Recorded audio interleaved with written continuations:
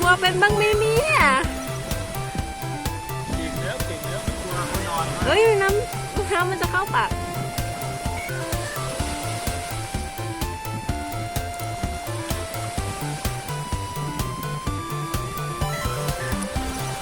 เปียกหมดแล้ว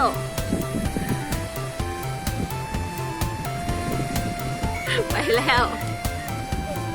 ไหนมาฝึกเดินไงไม่เห็นเดินเลยคันอย่างเดียวเดินให้แม่ดูดีกว่าเดินเดินยังไงอะ